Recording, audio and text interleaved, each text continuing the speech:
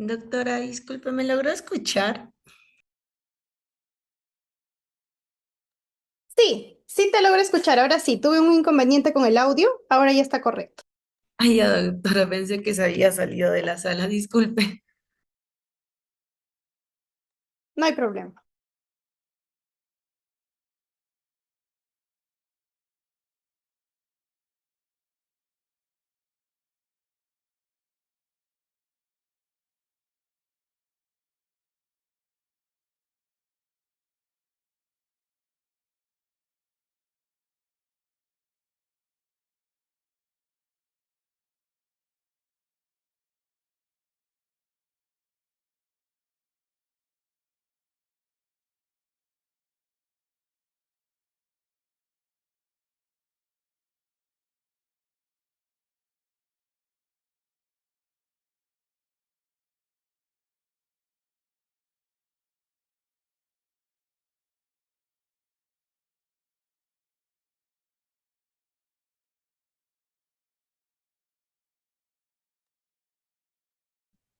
Muy buenas noches, ¿me logran escuchar?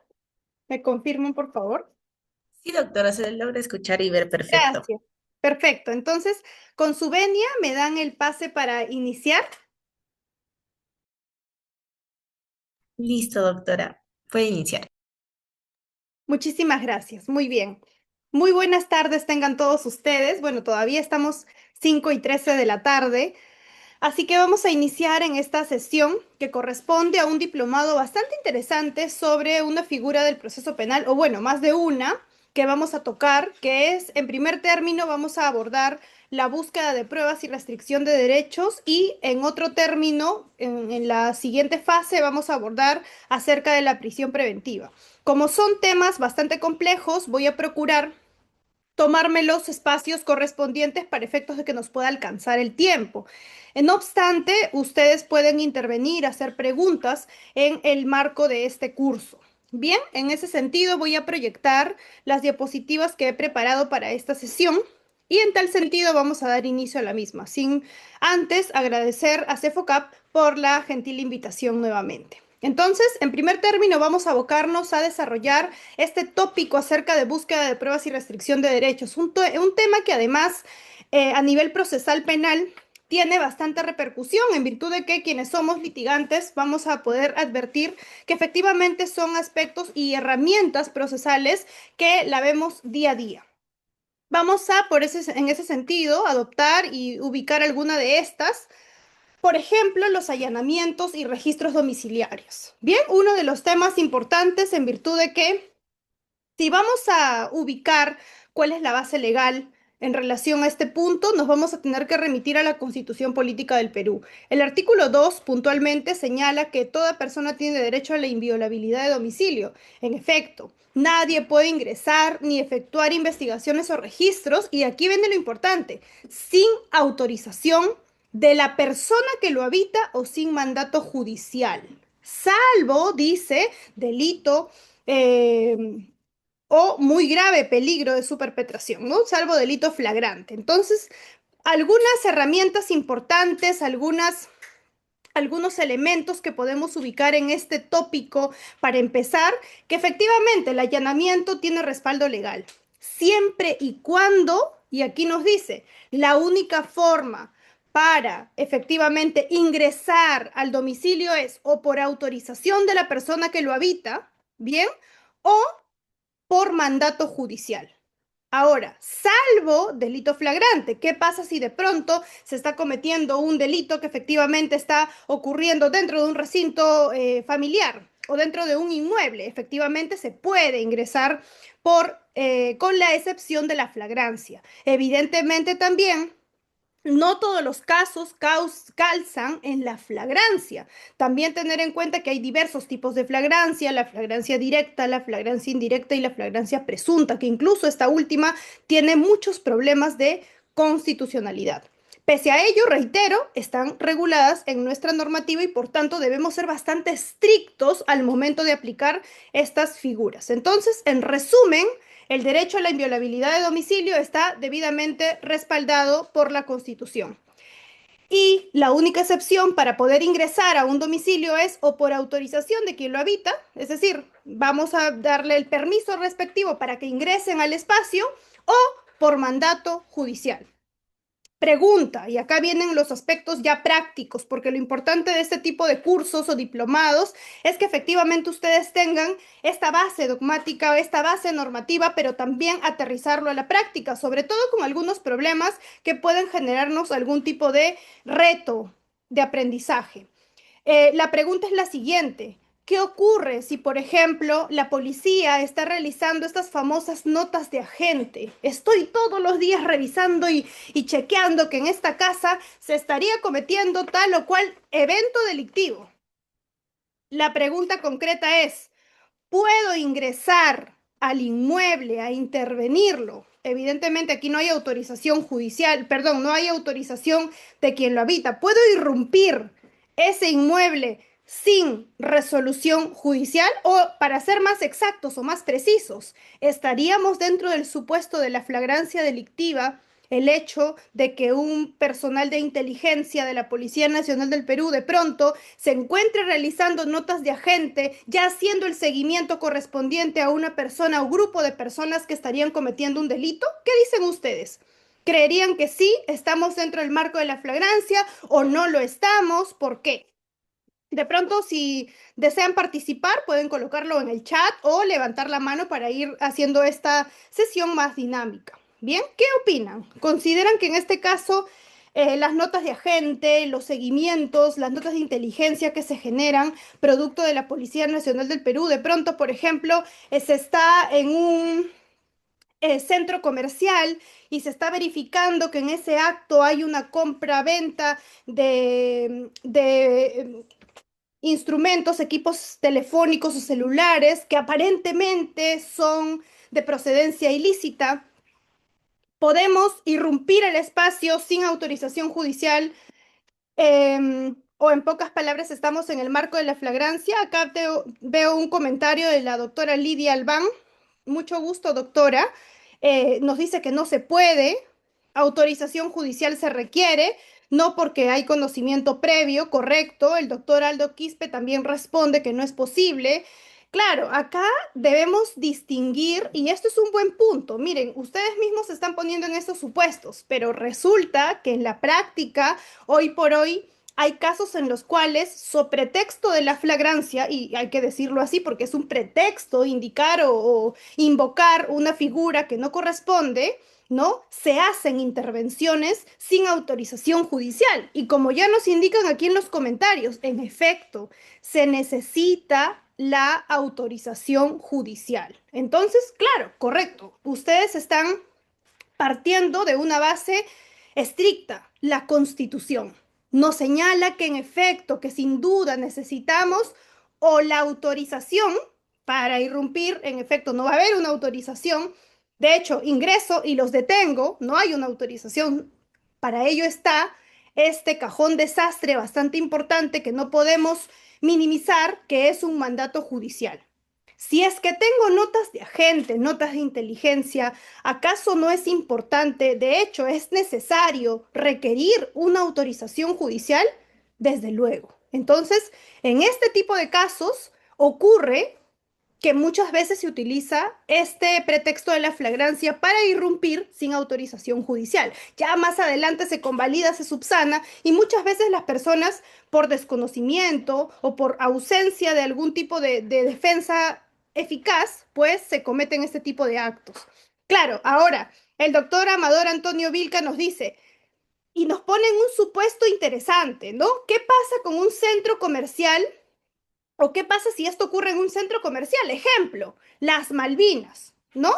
En ese centro comercial hay stands, hay como puestitos, ¿no? De comercio, donde algunas personas venden, compran celulares. No vamos a indicar la procedencia porque no todos los stands se dedican a ello. Sin embargo, existe pues notas de agente, en el caso concreto que estoy colocando, de que ciertos stands, para ser precisos, porque obviamente en estos casos penales, con mayor razón, tenemos que individualizar, no podemos hacer generalidades, porque algunas máximas de la experiencia, o también utilizando el pretexto de la máxima de la experiencia, también se pueden cometer arbitrariedades. En este caso concreto, en el ejemplo, vamos a ser bastante precisos. Y pues hay un policía que de manera diligente está todos los días tomando nota, está tomando fotos, incluso se camufla como si fuera un cliente y se da cuenta que en esos stands concretos están comprando y vendiendo celulares aparentemente robados, hurtados, etcétera. Es decir, de procedencia ilícita. ¿Ok? Ahora, la pregunta concreta es, ¿qué pasa si es un centro comercial? Y nos dice el doctor, es un lugar abierto al público, claro. Y acá hay que distinguir incluso un poco más. Si somos mucho más rigurosos, nos vamos a dar cuenta que aún en ese stand, en el ejemplo que les estoy colocando, cada stand tiene muchas veces como una vitrina, no hay una puerta específicamente, claro, porque no es un inmueble, no es una casa, pero es un stand separado por las rejas que las abren o las cierran, no sé específicamente los nombres, pero también la vitrina cuando está abierto al público, ¿no? Eso lo vemos en la televisión o quienes han tenido la oportunidad de seguramente visitar algunos centros de este tipo, ¿bien? Entonces, tenemos una vitrina que lo distingue, donde se pueden exhibir de pronto algunos accesorios, etcétera. En ese supuesto concreto, para ir avanzando poco a poco, estamos, estamos claros que no hay autorización judicial en el ejemplo concreto. Tampoco va a haber la autorización por parte de la persona que se encuentra detrás de esa vitrina en ese stand en particular. Pregunta, al ser un stand abierto, donde está solamente un centro comercial, perdón, abierto, donde tenemos cada uno distinguido de stands, número tal, C1, C2, A1, etcétera, esto es óbice para que la policía pueda decir, bueno, hay una vitrina que lo separa, yo puedo irrumpir ese espacio o también estamos en este escenario del domicilio. Porque recuerden, el domicilio tiene una concepción constitucional, que no solamente es aquello que se encuentra respaldado de cuatro paredes y que tiene una puerta con seguro, etcétera, sino que ahí vienen justamente las interpretaciones y cómo es que el Tribunal Constitucional le ha otorgado este contenido esencial al domicilio. ¿Qué dicen ustedes aquí? También no hay problema si hay flagrancia o so pretexto de la flagrancia puedo entrar traspasando esa vitrina o abriendo la vitrina e ingresando a ese espacio. Ustedes como usuarios, si quiero ir a comprar, por ejemplo, un case a mi teléfono, ¿bien? Porque recuerden de nuevo, no es un espacio donde todos, el 100% venden o compran celulares de dudosa procedencia, sino que en algunos espacios podemos ubicar pues accesorios de pronto, ¿no? Entonces, la pregunta es, en el ejemplo concreto, correcto, ¿se podría en ese stand en el que se encuentra una persona, por ejemplo, en atención al público, ingresar? Ustedes como usuarios pueden también entrar, a ver, quiero ver bien este celular y puedo pasar esa vitrina o también eso formaría parte de la esfera privada y que de hecho esto constituiría la inviolabilidad que debería tomarse en consideración. Bien, entonces hay muchísimos ejemplos, hay muchísimos, correcto, formaría parte de la esfera privada y coincidimos, efectivamente, el doctor también, Amador, nos ha indicado eso, ¿no? En el ejemplo concreto no calza. Claro, si es un centro comercial, hay que ponerlos en muchos supuestos. Si es un centro comercial en el que, por ejemplo, desde las puertas de ingreso ya podemos, está abierto al público, no sé, por ejemplo, Metro, Wong, etcétera, no vamos a decir, bueno, hasta esta parte nada más puedes ingresar, etcétera, no es abierto al público, podemos incluso testear, podemos en alguna situación eh, revisar si me corresponde este producto o no, elegirlo yo misma, etcétera, ¿no? Entonces hay que distinguir correctamente en qué escenario nos encontramos, qué aspecto de domicilio se engloba, entre otros. En el caso concreto, entonces, convenimos, coincidimos en esta sesión de que efectivamente, uno, no estamos en el extremo de la flagrancia y por tanto se hubiese requerido y se debió haber requerido mandato judicial o autorización judicial. ¿Correcto?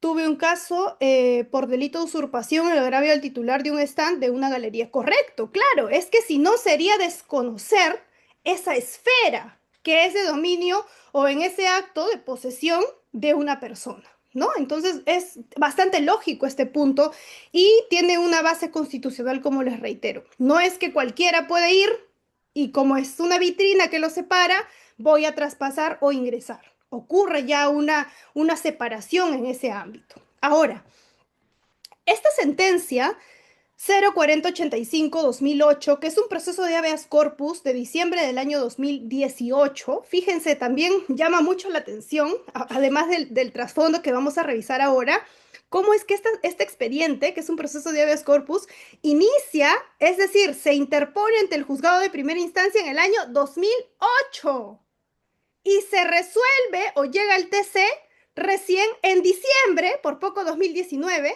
del año 2018, es decir, 10 años después. Fíjense, ¿ah? Es un detalle que llama mucho la atención, pero sobre todo, si vamos a ver o vamos a leer y revisar las resoluciones en sentido crítico, se dan cuenta que los plazos razonables pues no se han respetado, ¿no? Por la mayoría de supuestos, o al menos en un proceso constitucional donde la vía debe ser mucho más célere. Imagínense, 10 años después, ¿es célere?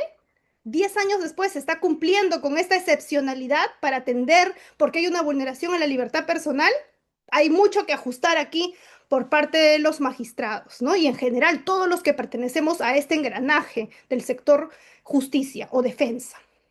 Ahora, esta sentencia, al margen de este punto, esta observación o detalle que quiero relevar con ustedes, señala que nadie puede ingresar al domicilio en el que una persona habita. También secunda esta situación. No controvierte el hecho de que nadie absolutamente puede ingresar sin autorización a un espacio, al domicilio, en sentido constitucional. No entendamos domicilio como una casita nada más. Eso sería el concepto más restringido que podemos ubicar. Es más, el Tribunal Constitucional ha señalado en diversos expedientes que incluso un mendigo también tiene domicilio. El vivir bajo un puente también sería ese su domicilio. Entonces, con mayor rigor, ¿no? Estamos hablando de que esta sentencia reafirma en el año 2018 este punto. Nadie puede ingresar al domicilio en el que una persona habita. Sin embargo, el contenido de este derecho fundamental no es absoluto, como cualquier otro. El Tribunal Constitucional ha establecido 4 excepciones a esta garantía, a saber, la primera, el ingreso al domicilio con consentimiento del titular, que es la más sencilla. Usualmente el titular no te da permiso.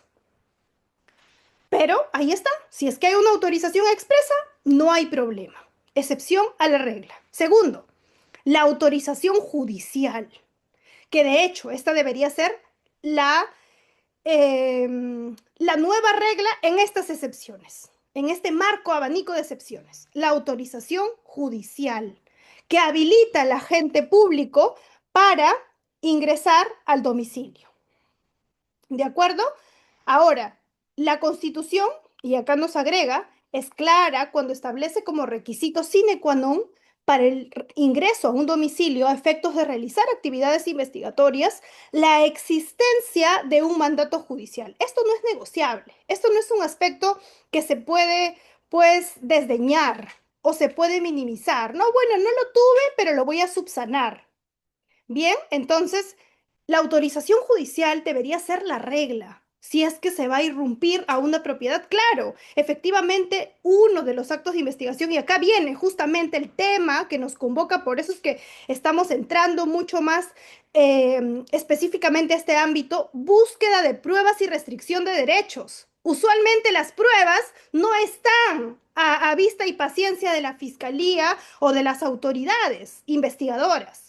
Efectivamente. Y por ese motivo es que la Constitución, conscientes de esa limitación, les otorga a las autoridades cierto poder.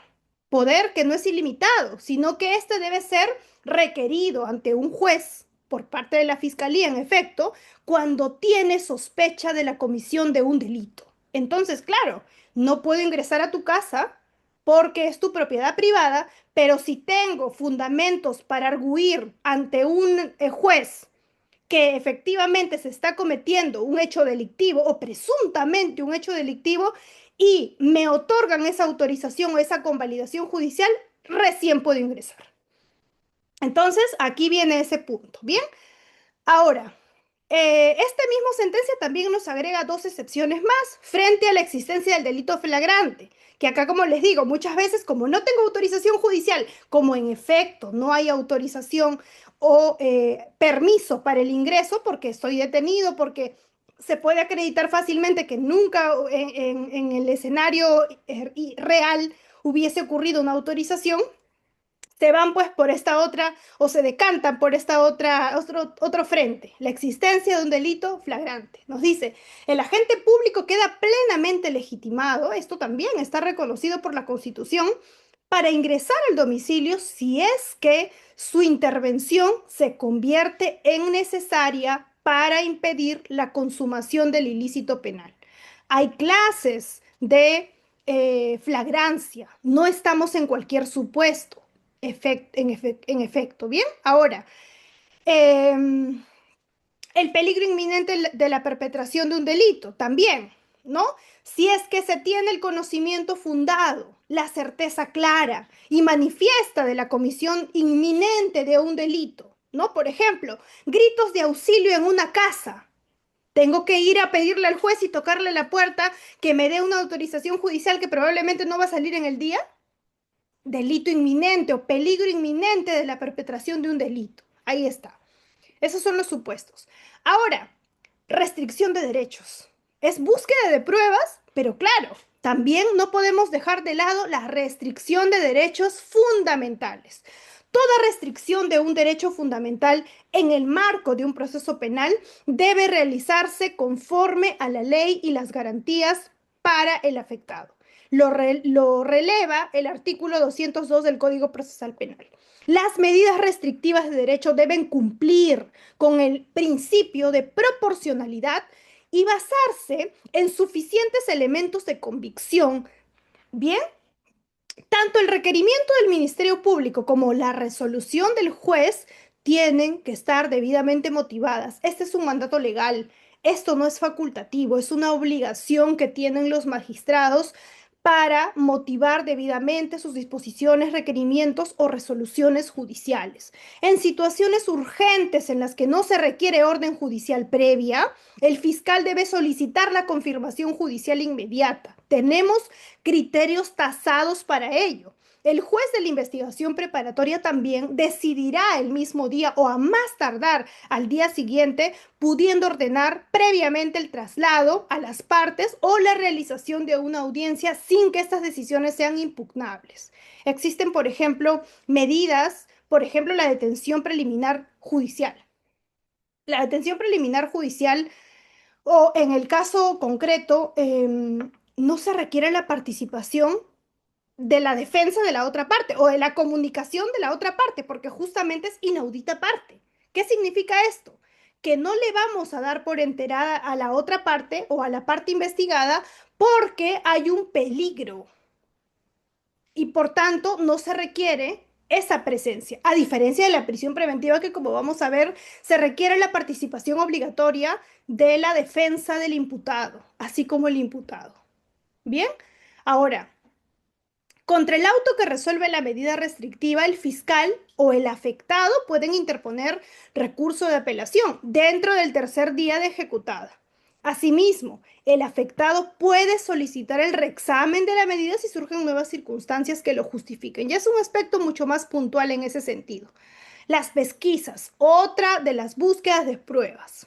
Tenemos acá que la policía por sí, o por iniciativa propia, o por disposición fiscal, inspecciona o realiza pesquisas en lugares abiertos, cosas o personas, cuando existan motivos plausibles para considerar que se encontrarán rastros del delito, y acá también se han cometido bastantes arbitrariedades en el sentido de que so pretexto de que tenemos un motivo plausible, pues se hacen excesos, se cometen excesos. Entonces también, importante, ustedes tienen que revisar correctamente el acta. Un acta en el que debe constar de manera motivada cuál es ese motivo plausible. Porque no basta con que solamente me coloques lo que dice la norma, eso ya lo sabemos, lo podemos revisar en el código y lo tenemos allí. Pero en el caso concreto, ¿cuál es el motivo que generó que tú realices tal pesquisa. Entonces, si se dan cuenta, esto no puede ser un- una excusa para obviar este trabajo. ¿Se tiene que luchar contra la criminalidad? Sí.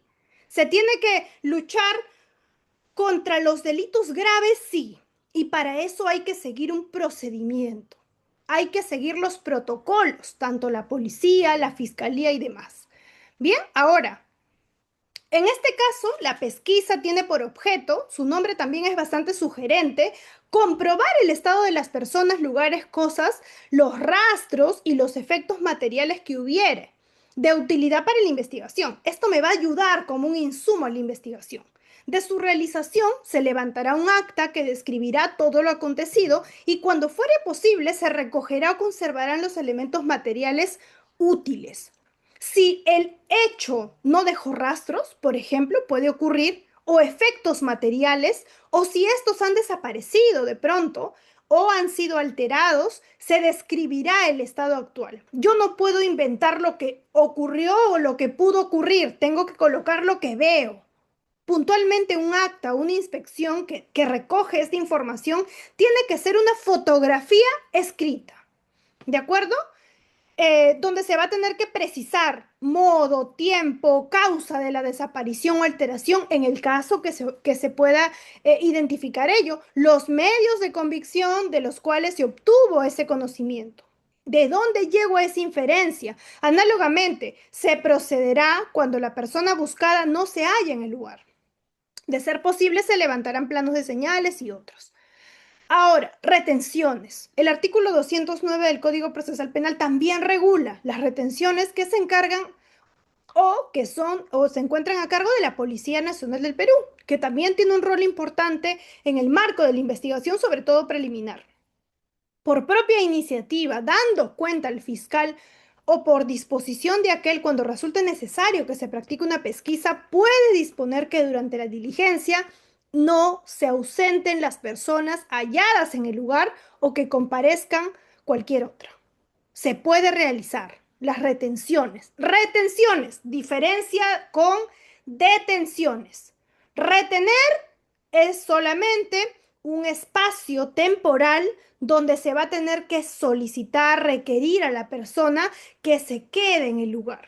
No estás en calidad de detenido. Necesito que te quedes porque es importante tu información. Es importante que coadyuves como testigo, perdón, en un evento que ha podido tener un escenario delictivo de pronto o que tiene tintes de haberse cometido un evento delictivo. Entonces, o por ejemplo, necesito seguir tomando tu identificación porque hay algunas cuestiones que no se pueden advertir propiamente. Retengo a la persona. No es lo mismo que detener, porque la detención tiene que informarse de manera inmediata a la fiscalía y tiene que haberse realizado con ocasión del conocimiento de un motivo razonable para esto, porque ya al detener estamos vulnerando el derecho a la libertad personal. La retención solo podrá durar 4 horas, luego del cual se debe recabar inmediatamente orden judicial para extender en el tiempo la presencia de los intervenidos. Registro de personas. Artículo 210 de nuestro Código Procesal Penal nos señala lo siguiente. La policía, por sí, dando cuenta al fiscal o por orden de aquel también, cuando existan fundadas razones, si se dan cuenta, todas estas medidas tienen un respaldo de existir fundadas razones o razones plausibles para considerar que una persona oculta en su cuerpo o ámbito personal bienes relacionados con el delito, procederá a registrarla. ¿Qué pasa en los famosos el alerta aeropuerto? ¿No? Claro, debo tener fundadas razones. Estas personas están viendo en las videocámaras cómo llegan, me pongo nervioso, tenemos bastantes perfiladores que de pronto están viendo los comportamientos, etcétera. Y pues encuentran que una persona tiene actitud sospechosa, entra mucho al baño, sale, etcétera, ¿no? Ellos también tienen un tipo de línea tenía que seguir en estos perfilamientos. Entonces, advierten pues que tiene una actitud que se corresponde con alguna persona que, por ejemplo, ha ingerido droga. Es los famosos burriers o correos de droga. Entonces, proceden a registrarla. Pero debe existir una razón plausible. ¿Qué ocurre muchas veces en el acta? Actitud sospechosa, ¿no? Y nuevamente haría la repregunta. ¿A qué le llamamos actitud sospechosa? ¿No, no parece ser un elemento subjetivo más bien? ¿No? Porque si es así, todos podremos tener una actitud sospechosa si alguien lo ve desde una óptica errada.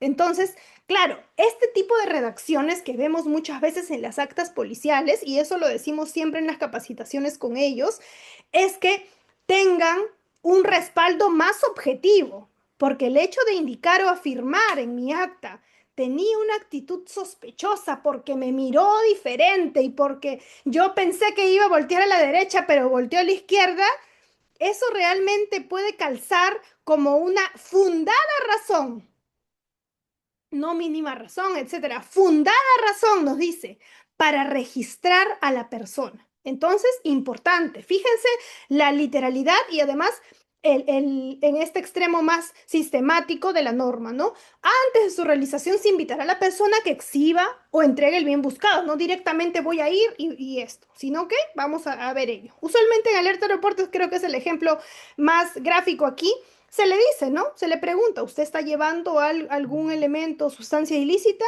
No, ok, vamos a proceder, por favor, vamos a llevarlo a un espacio donde se va a tener que abrir su maleta o vamos a tener que escanear si está en el cuerpo, etcétera.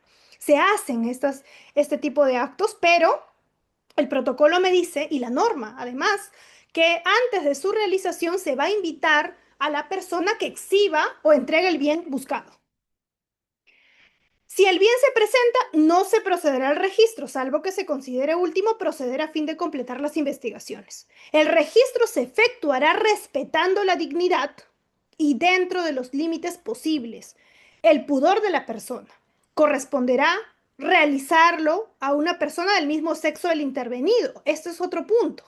Muchas veces no hay personal femenino eh, tan disponible. Claro, sí existe, en efecto, pero no está tan disponible. ¿Qué se tiene que hacer? ¿Ir avanzando con el personal masculino? No, se tiene que realizar por el personal del mismo sexo, salvo, ¿no? Que ello importe demora en perjuicio de la investigación, pero para esto debe también estar debidamente justificado y con el debido respeto a la dignidad de la persona. Por eso usualmente las personas esperan y dicen, no, solo tu personal femenino, si soy mujer, por ejemplo.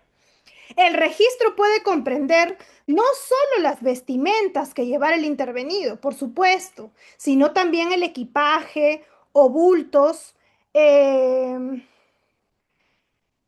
que portare y el vehículo utilizado. ¿De acuerdo? Ahí está.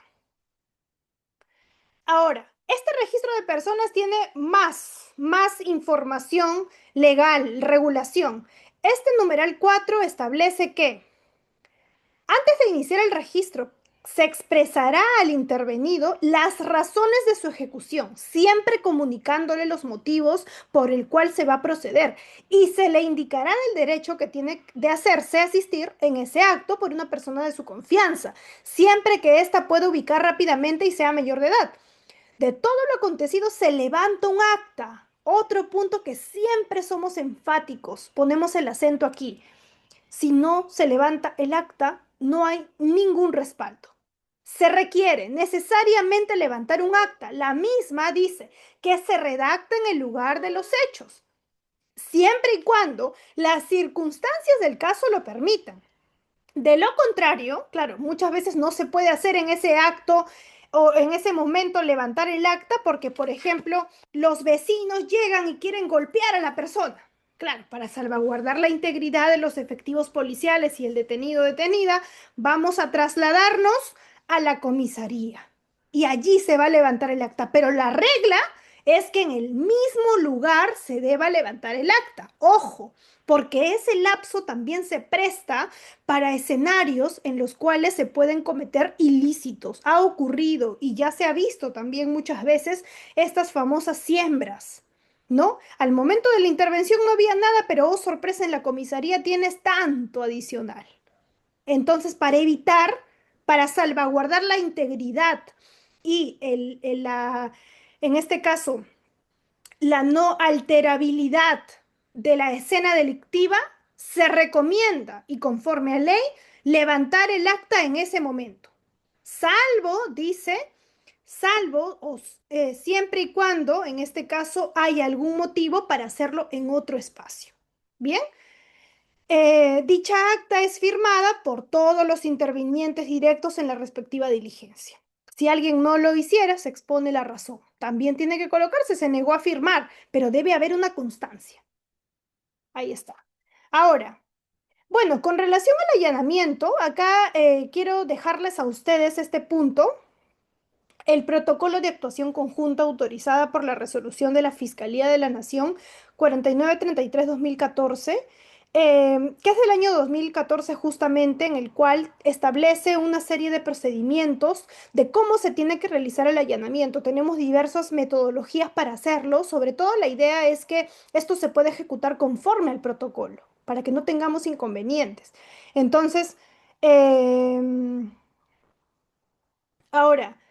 Obtenida la autorización judicial, se procederá a la ejecución de la medida, nos dice, por ejemplo, en este paso de ejecución, obteniéndose o debiéndose tener las siguientes pautas en cuenta. La ejecución de la medida tendrá lugar en cualquier momento dentro del plazo fijado por el juez. Ese es otro punto controvertido en realidad, ¿no? ¿Por qué? Porque efectivamente puede ser que tengamos una resolución, una autorización judicial que se ejecute de aquí 2 meses. Muchas veces esta es inejecutable porque se avisa, porque el lapso de tiempo se puede desvanecer, etcétera. Entonces es importante tomar en cuenta en la ejecución que se tiene que hacer en el plazo oportuno, lo más pronto posible. La ejecución, por eso nos dice, de la medida tendrá lugar en cualquier momento dentro del plazo fijado por el juez. Al iniciarse la diligencia, el fiscal entregará una copia de la resolución judicial al imputado, si fuera el caso, o a quien tenga disponibilidad actual del lugar. El fiscal además comunicará a las personas presentes la facultad que tiene de hacerse representar o asistir por la persona de su confianza. Y así sucesivamente. Si en caso no se encuentra el imputado, este protocolo se pone en muchos supuestos, o la persona que tenga la actual disponibilidad del lugar, se va a entregar una copia de la resolución a un vecino o a una persona que conviva con él, o en su defecto el portero, quien haga sus veces. Acto seguido se procederá a realizar el allanamiento de cerraje y las diligencias de registro, detención, incautación y otras que se hubieran autorizado. No todas, solo las que se han autorizado, requiriendo para ello el apoyo de la Policía Nacional del Perú a fin de que garantice la seguridad y el desarrollo de esta diligencia. La diligencia además será dirigida por lo autorizado y se dejará constancia de lo acontecido en las actas. Si se dan cuenta de nuevo, todo debe dejarse constado en actas. Debe estar aquí, respetando las formalidades pertinentes, con la participación de los testigos requeridos, el título del lugar, el imputado, el agraviado, perito, etc. El personal interviniente podrá, durante el allanamiento, utilizar medios tecnológicos para perennizar, o también durante su desarrollo se adoptarán las precauciones necesarias para preservar la reputación y el pudor de las personas que se encuentren en ese local. Ocurre muchas veces lo contrario, ¿no? Cuando se hacen allanamientos, se filtran imágenes de las personas que se encuentran en una situación donde se estaría afectando su imagen o dignidad. Siguiente, tratándose de personas que se encuentren presentes en el lugar del allanamiento o que lleguen al momento de la diligencia, muchas veces ocurre, ¿no? Me estoy enterando en la tele que están allanando el espacio. Voy. Sobre las que no recaiga autorización judicial de detención, el fiscal podrá disponer a la policía el registro personal o en su defecto dispondrá que la persona no se aleje del lugar antes de que la diligencia haya concluido. Y así sucesivamente. Si la diligencia de allanamiento se encuentran otras personas, la policía también puede hacer uso de las tecnologías para verificar si las mismas se encuentran requisitoriadas y otras. Bien. Otra es la búsqueda de pruebas y restricción de derechos, la exhibición e incautación de bienes. También el artículo 218 regula del Código Procesal Penal que la policía no va a necesitar autorización del fiscal ni orden judicial, fíjense, cuando se trata de una intervención en flagrante delito o peligro inminente de su perpetración. Esa es la única excepción, de cuya ejecución dará cuenta inmediata al fiscal. Cuando existe peligro por la demora, la exhibición o la incautación debe disponerla el fiscal. En todos los casos, el fiscal, una vez que tomó conocimiento de la medida o dispuso su ejecución, requerirá al juez de la investigación preparatoria la correspondiente resolución confirmatoria. Bien, ahí está. Después, el secuestro, la diligencia de secuestro, muy poco utilizada, pero también forma parte de este bagaje. Artículo 220. Obtenida la autorización, el fiscal la ejecutará inmediatamente contando con el auxilio policial. Si no se perjudica la finalidad de la diligencia, el fiscal va a señalar día y hora para realizar la diligencia, la misma con citación de las partes. Al inicio de la diligencia se va a entregar copia de la autorización, etcétera. Si se dan cuenta, son medidas que se van a utilizar a medida que se requiera en el proceso penal. No es que todas las herramientas que se encuentran reguladas se van a invocar, sino que éstas deben tener un respaldo propiamente en el caso, pero sobre todo necesidad, porque cuando estamos hablando de esto también estamos señalando, invocando una restricción de derechos. Ahora, avanzamos un poco más con esto. De hecho, el articulado viene con este aspecto: los bienes objeto de incautación deben ser registrados con exactitud y debidamente individualizados. Otro punto importante, muchas veces se dice, y encontramos un celular. Claro, la defensa va a decir más adelante, si se puede cuestionar, pues se va a indicar, a ver, el celular no tenía características, color, marca, número, SIM, email, etcétera. Por tanto, es indistinto, es diferente el que me estás ahora atribuyendo. Es importante entonces que la fiscalía pueda ser bastante preciso, bastante exacto, individualizar todos los bienes objeto de incautación. Mientras más detalles se tenga en el caso, es mucho mejor. Ahora, igualmente se debe identificar al funcionario o persona que asume la responsabilidad o custodia del material incautado, a quién le pertenece. De la ejecución de la medida se debe levantar acta, de nuevo, y será firmada por los participantes en el acto.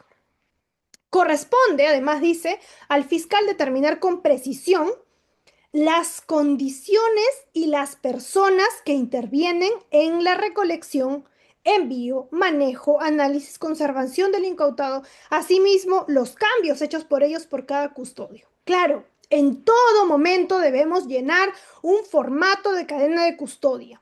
Todo lo que se hace, si nuevamente lo vamos a revisar, se tiene que abrir un acta de nuevo para deslacrar el bien objeto de incautación, realizar la pericia respectiva o realizar la diligencia respectiva y de nuevo clausurarlo lacrando el acta respectivo. Entonces, todo esto es lo que se denomina una cadena de custodia.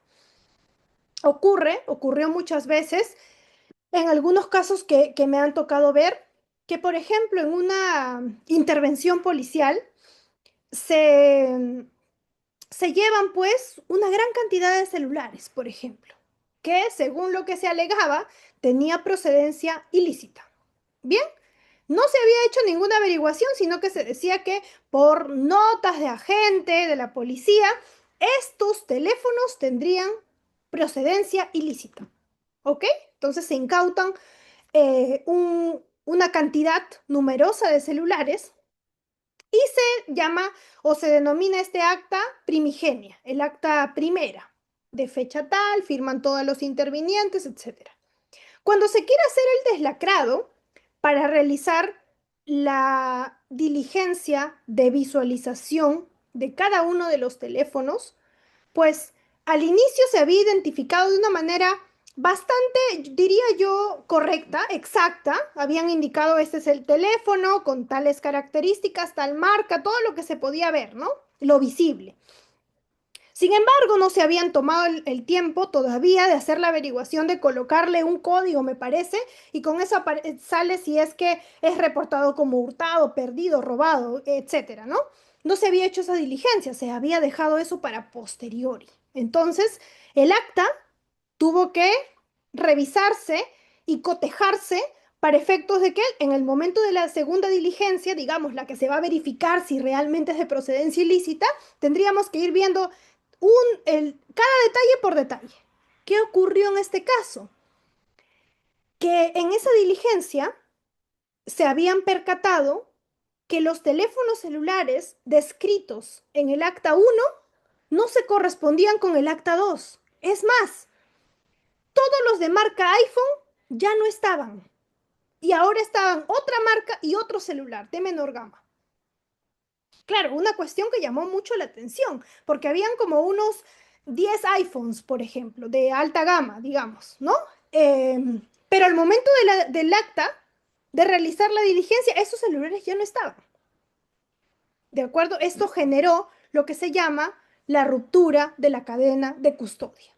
No se ha seguido este protocolo y procedimiento para preservar este bien objeto de incautación.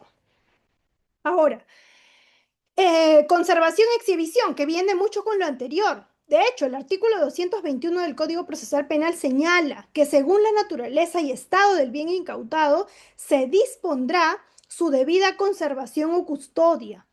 Y en este caso de la exhibición, se va a tener que describir fielmente en el acta lo constatado, sin perjuicio de reproducirlo empleando el medio técnico disponible. También, devolución de bienes incautados y entrega de bienes sustraídos. En efecto, también está regulado en el artículo 222 que el fiscal y la policía, con conocimiento de este, podrá devolver al agraviado o a terceros los objetos incautados o entregar los incautados a los que ya fueron utilizados en la actividad investigadora, con conocimiento del juez de la investigación preparatoria.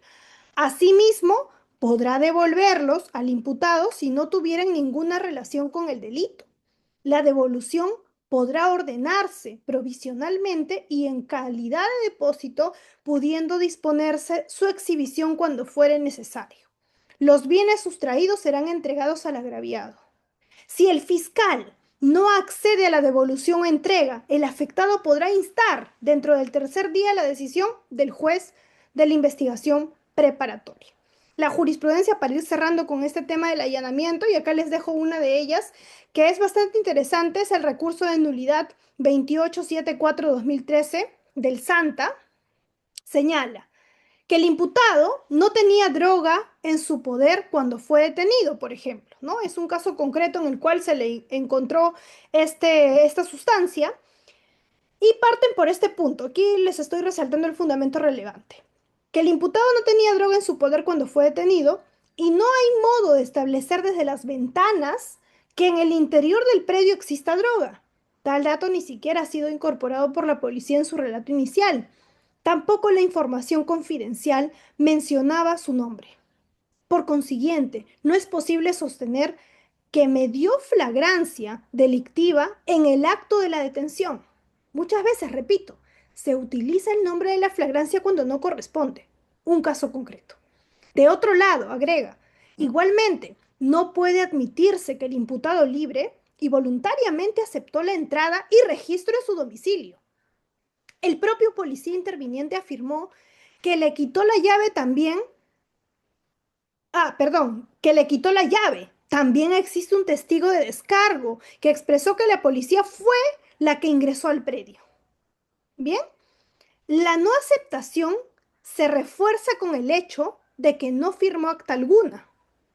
En todo caso, cuando se está preso en un ambiente propiamente coactivo, ha de exigirse para el acto del consentimiento la presencia del fiscal. Claro, no vamos a decir luego, pero a mí sí me dio consentimiento, yo soy la policía. Nos dice la propia jurisprudencia, cuando vas a alegar autorización, mínimo que esté su firma, pero dos, vamos a tener como testigos, en todo caso, a la fiscalía o al abogado defensor, lo que no sucedió en el caso. En estas condiciones, no cabe sino concluir que el allanamiento fue inconstitucional.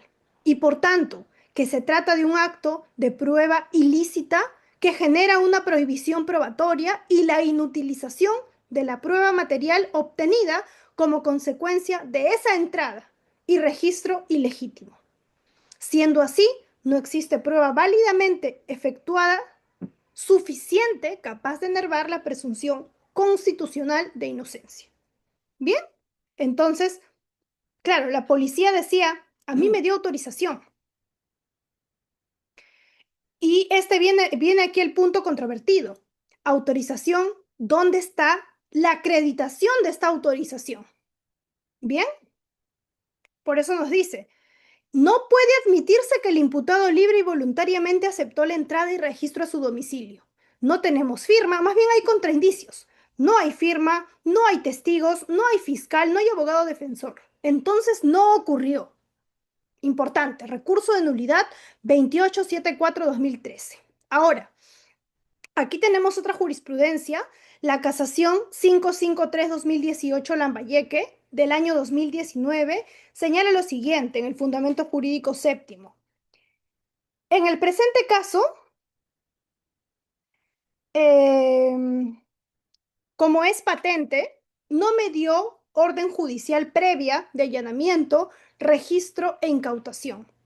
Por consiguiente, debe examinarse si se está ante un supuesto de delito flagrante, que desde luego es lo opuesto a delito clandestino. Puede haber un concepto estricto de flagrancia delictiva, por supuesto, como uno extensivo que comprende la cuasiflagrancia y la flagrancia ficta o presunta. El artículo 259 del Código Procesal Penal tiene una definición legal o auténtica de flagrante delito que comprende estos tres supuestos, aunque en los últimos supuestos su delimitación es en extremo flexible o amplio. Ahora bien, a los efectos de la diligencia de allanamiento y registro, atento al derecho fundamental en debate, que es la inviolabilidad de domicilio, solo es posible concebirla en los casos de flagrancia estricta y de cuasiflagrancia, asociada esta última al momento en que se persigue el imputado sin solución de continuidad y se advierte además su presencia en el predio donde estaba o donde salía tras fuga. Importante también esta jurisprudencia. Agrega, así las cosas debe entenderse que a los fines de entrada y registro domiciliario existirá flagrancia delictiva siempre que se cumplan dos notas sustantivas. ¿Cuáles son? Inmediatez temporal, la acción delictiva se está desarrollando o acaba de desarrollarse en el momento de su percepción o intervención e inmediatez corporal. El delincuente se encuentra en un lugar del hecho en situación, está en el lugar de los hechos o en relación con aspectos del delito que proclamen su directa intervención en el mismo. En el segundo caso, se necesita de percepción directa y efectiva del hecho por el efectivo policial, visto directamente o percibido de otro modo por material fotográfico, video, etcétera, y necesidad urgente de la intervención policial. Ahí está. Igual con el registro domiciliario, aquí está alguna jurisprudencia adicional para que ustedes puedan verificarlo. En efecto, aquí se ha precisado, por ejemplo, estos puntos sobre la casación 342-2019 Huánuco, que también regula lo relacionado a ello, interpreta de esta forma, es una aplicación judicial. En lo atinente al ámbito procesal penal, nuestro código ha establecido en el artículo 214, numeral 1, el allanamiento y registro domiciliario como acción encaminada a la búsqueda de prueba o a la cesación de la perpetración del delito. La regla general es la autorización razonada y motivada por el juez. Sin embargo, esta medida puede realizarse sin mandato judicial, claro que sí. ¿Cuándo? Y ahí viene el punto. Media en casos de flagrante delito o de peligro inminente de su perpetración. Cabe acotar que como toda afectación a un derecho fundamental, esta limitación debe ser excepcional. A su vez, los motivos que la autorizan han de ser interpretados también de manera restringida y debe procederse conforme a lo dispuesto en la ley y ejecutarse con las debidas garantías para el afectado. Lo consiguiente con la prisión preventiva, que es el otro tópico que también se me ha solicitado para este diplomado. Bien, como son temas bastante complejos, he tratado de dividirlo de esa forma por cuestiones de tiempo. La prisión preventiva. Podemos decir muchísimo sobre esto, pero me gustaría partir de la base normativa. Artículo 268 del Código Procesal Penal. Los presupuestos materiales de la prisión preventiva. Como ya sabemos, tenemos tres presupuestos materiales y dos jurisprudenciales. Nos dicen cuáles son estos tres presupuestos que deben ser solicitados en principio por un fiscal, pero además tienen que ser evaluados por un juez de investigación preparatoria. El primero, que exista fundados y graves elementos de convicción para estimar razonablemente la comisión de un delito que vincule al imputado como autor o partícipe del mismo. Ahora vamos a ver punto por punto cuáles son los elementos más controvertidos de cada uno o la problemática más frecuente en cada uno de ellos. El segundo, que la sanción a imponerse sea superior a los 5 años de pena privativa de libertad. Esto es que cuando vamos a hacer este ejercicio de pronosticar, pues la pena supere ampliamente los 5 años. O tercero, el famoso peligro procesal, que el imputado, en razón de sus antecedentes y otras circunstancias del caso en particular, permita colegir razonablemente que tratará de eludir la acción de la justicia. Esto es el peligro de fuga u obstaculización de la averiguación de la verdad. ¿De acuerdo? Ese es el famoso peligro procesal que se divide en peligro de fuga o de obstaculización. Ahora vamos a pasar al desarrollo de cada uno de estos. Bien, sin antes verificar que la prisión preventiva tiene una naturaleza de coerción personal. La prisión preventiva no es una pena, claramente. El expediente 1567-2002, que es un proceso de habeas corpus de ese año, señala que la detención provisional, hoy llamada prisión preventiva, tiene como última finalidad asegurar el éxito del proceso, sin duda. No se trata de una medida punitiva, no es una pena, es una medida de coerción personal, por lo que mediante ella no se adelanta opinión respecto a la culpabilidad del imputado. Bien, esto está debidamente regulado y aceptado. El problema no está en la regulación, el problema no está en que es ilegal la prisión preventiva, sino más bien el problema está en la aplicación de los operadores jurídicos. Y acá viene justamente toda esa problemática que se va a desarrollar. La prisión preventiva es la medida que restringe la libertad personal, en efecto, y que además, para asegurar que acuda a todas las diligencias y garantizar una adecuada investigación de los hechos. Es una medida cautelar provisional, es variable, es temporal, de carácter excepcional, ¿no? No es una pena anticipada. Esto tiene una base, como les decía, no hay un problema con la regulación de la prisión preventiva. De hecho, considero que la normativa es bastante clara y el problema, recalco, recae en la aplicación de esta ley. Tiene base constitucional, tiene base convencional, hay instrumentos internacionales que lo respaldan, desde luego. Declaración Universal de los Derechos Humanos, artículo 11.1. Convención Americana sobre los Derechos Humanos de San José de Costa Rica, artículos 7.2 y 8.2. Pacto Internacional de Derechos Civiles y Políticos de Nueva York, también artículos 9.1, 9.3 y 14.2. La Constitución Política del Perú, artículo 2, numeral 24, literales A, B y E, y el artículo 139, numerales 3 y 5. El Código Procesal Penal, también. Ahí está. Requisitos para la imposición de la prisión preventiva. Presupuestos procesales. Que existan fundados y graves elementos de convicción, vamos a desarrollar uno a uno, que la prognosis de pena sea superior a los 5 años y el peligro de fuga u obstaculización. Vamos con ello. El acuerdo plenario 1-2019 señala, y acá he generado este gráfico justamente para que se tenga en cuenta que los niveles de sospecha que se encuentran respaldados allí nos hace una analogía que se utiliza entre la etapa procesal propiamente dicha y el nivel de sospecha que se tiene en el caso concreto. Diligencias preliminares le corresponde la sospecha inicial o la básica. Formalización y continuación de la investigación preparatoria le corresponde la sospecha reveladora. La sospecha suficiente le corresponde al requerimiento acusatorio o al autoenjuiciamiento y al autoenjuiciamiento. Y la prisión preventiva, nos dice el Acuerdo Plenario 1/2019, es incluso superior, una sospecha superior al utilizado para la acusación o para el autoenjuiciamiento. O sea, pese a que se pide antes, si lo vemos en el sentido procesal y con las etapas, esto se pide a partir de la for formalización y continuación de la investigación preparatoria. Bien, incluso así, se requiere el nivel de sospecha superior al que se requiere para la acusación y el auto de enjuiciamiento. Esto implica, de nuevo, que la sospecha o el estándar que se está colocando es bastante alto. Y por tanto, esto hace secundar mucho más la base de que sea excepcional. Hasta aquí considero que no debería haber ningún problema, porque de nuevo, la regulación está clara. La interpretación del acuerdo plenario está clara. ¿Dónde está el problema? En la aplicación. En la aplicación, en que en efecto no se respeta o no se quiere respetar la excepcionalidad de esta medida.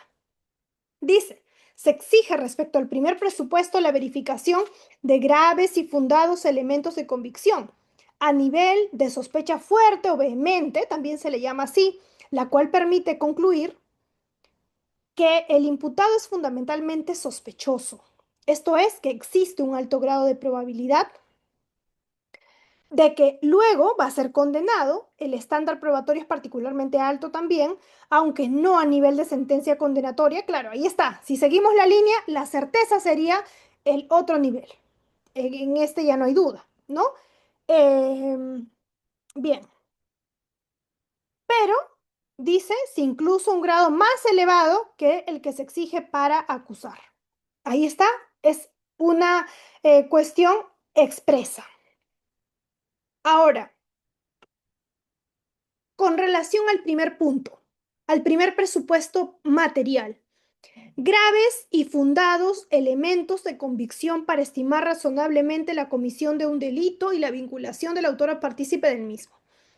Se requiere la sospecha fuerte o vehemente de que exista un delito y su atribución al imputado como autor o partícipe del mismo. Y aquí viene el punto controvertido, que también se puede discutir a nivel de este primer presupuesto. La famosa pregunta que aún se mantiene vigente en el debate. ¿Se puede discutir criterios o un juicio de tipicidad en una audiencia de prisión preventiva? Se puede invocar, por ejemplo, que el hecho que me están atribuyendo y que por el cual se me está pidiendo prisión preventiva es atípico. ¿Lo puedo discutir aquí o no? ¿Qué dicen ustedes? ¿Qué opinan? ¿Se puede discutir la tipicidad en una audiencia de prisión preventiva?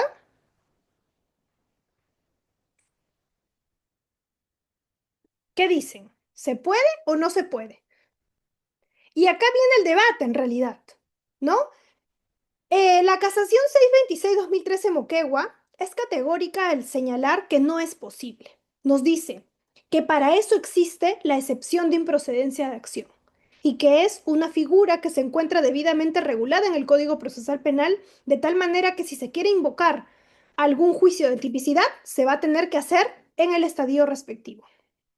Claro, también nos dice que si hay vulneración de derechos pasa a invocar la tutela de derechos, que si hay vulneración al plazo razonable se hará lo propio con el control de plazos, y que no se podría desnaturalizar la prisión preventiva. En realidad, esta casación 626-2013 Moquegua la puedo denominar aquella que tiene bondades, pero también algunas cuestiones mucho más eh, categóricas en este plano. Por ejemplo, al momento de rechazar esta pregunta. Bien, ¿qué ocurre? Muchas veces, claro, si nos vemos, esto queda muy bien en el papel, pero en la realidad, en el caso concreto, la prisión preventiva se programa en un momento tan urgente, tan de emergencia, que si tú pides tu excepción de improcedencia de acción, ¿te la van a programar para el día siguiente o te la van a programar de aquí a 4, 5, 6 meses? Segundo, la excepción de improcedencia de acción se debe realizar en el momento más incipiente cuando tengo la formalización y continuación de la investigación preparatoria. ¿Qué pasa en la práctica? Me notifican la formalización y al minuto el requerimiento de prisión preventiva. ¿En qué momento voy a decidir o voy a tener el espacio para decir, ah, bueno, acá hay cuestiones de atipicidad, vamos a presentar una excepción, que se discute en 5 meses, pero mañana es mi audiencia de prisión preventiva? Así que, como ese tema es ajeno, no lo voy a tocar. Bien, llegamos a ese punto, que la práctica supera este escenario. Lo que ocurre en la práctica, claro, porque lo que debió ser es que si se formaliza, me lo presenten oportunamente para tener el espacio, etcétera. Pero si hay una prisión preventiva de por medio, ¿cómo se podría esperar meses para la programación y que se discuta a posteriori y no en el momento de la audiencia de prisión? Y para eso, ya un poquito más de tiempo, con la casación 724-2015 Piura, se cambia ese criterio. Y la Corte Suprema misma dice, a ver, tienes razón. Usualmente la formalización te llega junto con el requerimiento, a veces en el mismo correo. ¿En qué tiempo se va a poder preparar una correcta defensa si me notifican que mañana es la audiencia? ¿Y cómo se va a discutir de manera posterior la tipicidad cuando también forma parte de un elemento sustancial para discutir si es que existe o no prisión preventiva? Ahora, claro, ¿y por qué lo calzamos en este primer presupuesto? Porque nos dice la norma, revisemos de manera expresa, graves y fundados elementos de convicción que me permitan, ¿no?, atribuir la existencia de un delito. ¿Cuándo estamos ante un delito? Ante una conducta típica, antijurídica y culpable.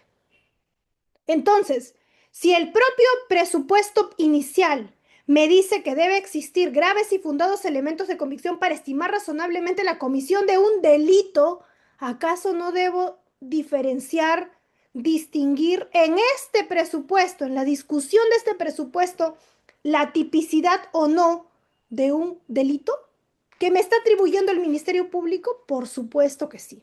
Casación 724-2015 Piura. Tal es así que en el año 2022,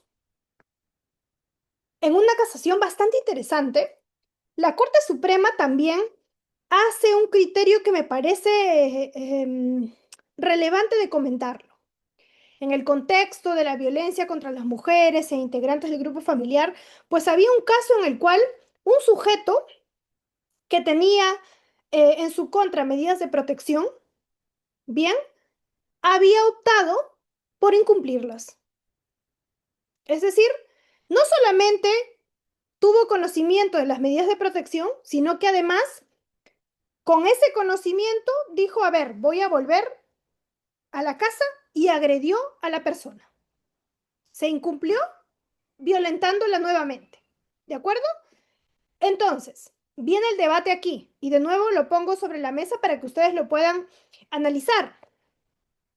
Este caso calza en el artículo 368 del Código Penal, desobediencia a la autoridad por incumplir una medida de protección, o calza en el delito de, del artículo 122b.6 con la agravante de que justamente se ejerce violencia incumpliendo la medida de protección. Revisen su Código Penal. Efectivamente, si lo tienen a la mano, ahorita mismo no tengo mi Código Penal a la mano, no sé dónde se encuentra en este espacio, ahorita lo voy a ubicar.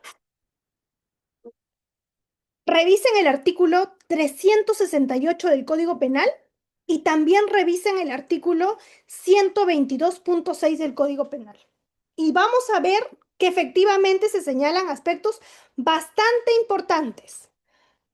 El artículo 368 nos dice que se sanciona a una persona que ha incumplido, ha desobedecido a la autoridad, y la agravante es justamente si es que hay una medida de protección de por medio.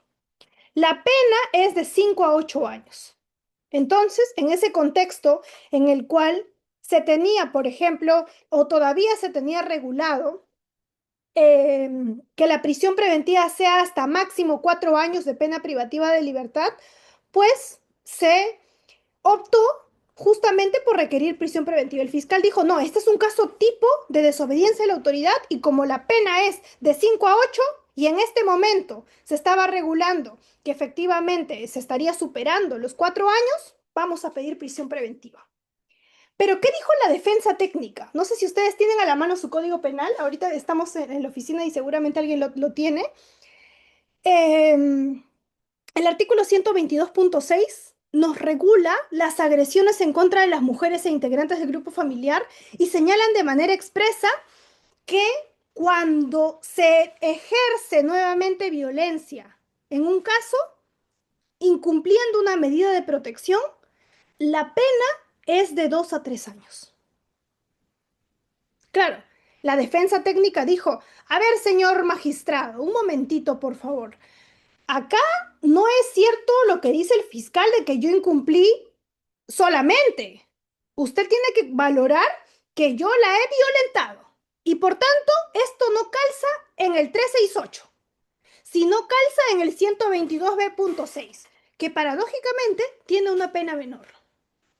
Me regula ahora que es una agravante que es menor y por tanto no corresponde a la prisión preventiva. Fíjense, este detalle de tipicidad es bastante importante, porque puede decidir si tú te quedas o no en prisión, así tal cual, o si tú puedes calificar jurídicamente el hecho. ¿Esto dónde calza? Claro, y el juez empezó, o la Corte Suprema analiza este caso concreto y dice, efectivamente, acá no solamente se incumplió, que ya está de por sí desdeñado, ya está, debería ser totalmente rechazado, sino que se incumplió violentando a la persona. Y esto lo denomina de manera expresa el ponente César San Martín Castro un craso error de legislador. ¿Cómo es posible que violentando tengas una pena menor a la de desobedecer? Que claro, está muy bien, se regula de esa forma, pero no hay concordancia interna o externa de las normas. Y lo denomina así. Este es un craso error de legislador. Y por tanto, en virtud de que el hecho no calzaba en el 368, cuya pena era de 5 a 8, se tenía que calificar este hecho como agresiones en contra de las mujeres con la agravante de incumplir una medida de protección, que tenía, paradójicamente repito, una pena menor. Eso se encuentra plasmado en la casación que les acabo de indicar. Entonces, importante, fíjense, cómo es que este criterio para decidir si un hecho es típico o no cala de manera tan relevante en casos como estos. Ahora, el primer presupuesto. El segundo presupuesto tenemos acá la prognosis de penas superior a los 5 años. ¿Qué tenemos en este punto? Que hubo un cambio legislativo. El decreto legislativo 1585 establece que efectivamente estamos ante un cambio. Esto se hizo básicamente para tener en consideración que ya no vamos a estar mandando a todas las personas a prisión, vamos a elevar el estándar. Se cambia de 4 a 5 y el decreto legislativo 1585 así lo regula. Bien, eh, eso es bastante importante. Es muy, muy importante. Sobre el peligro procesal. Y aquí viene lo más, tal vez controvertido, porque de hecho, conforme la doctrina y así se ha referido en la jurisprudencia, es el presupuesto principal. Puede existir graves elementos de convicción, fundados y graves, puede existir una prognosis superior a los 5 años, pero si no hay peligro procesal, no hay prisión preventiva. Por eso es el presupuesto principal, es el prisma. Se concreta en cualquier acción que pueda realizar el imputado estando en libertad y que pueda, de algún modo, comprometer la tutela que se dispense en la sentencia.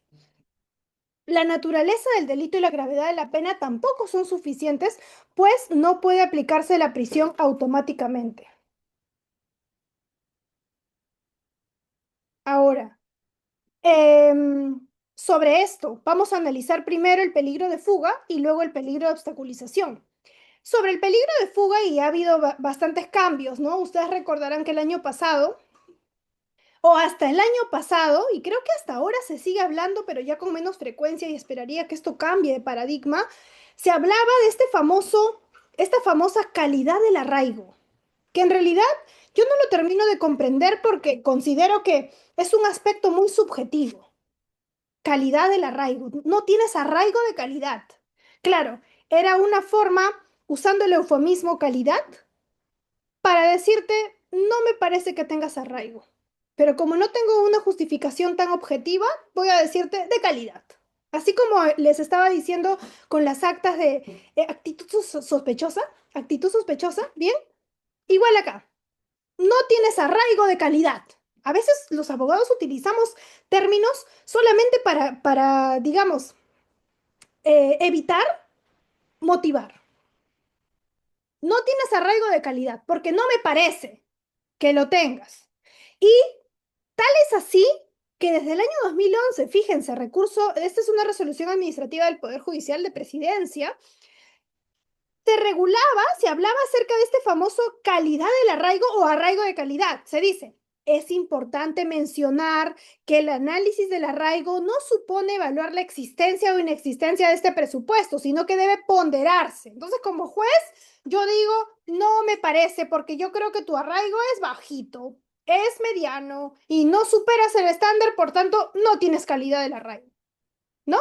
Esto fue felizmente superado, aunque muchas veces hay jueces de investigación preparatoria a la fecha que son todavía reacios para eh, diseñar, para quitar de su mala práctica esta famosa calidad del arraigo, ¿no? Este argot o lenguaje, pues con esta apelación 38-2024 Ayacucho, que es de marzo del año 2024, o sea, estamos hablando que tiene casi 2 años, emitida por la Sala Penal Permanente de Ayacucho, se dice puntualmente, considerando 2.9, en ese mismo orden de ideas, en cuanto tiene que ver con el peligrosismo procesal, se sostuvo que el arraigo domiciliario es de mala calidad.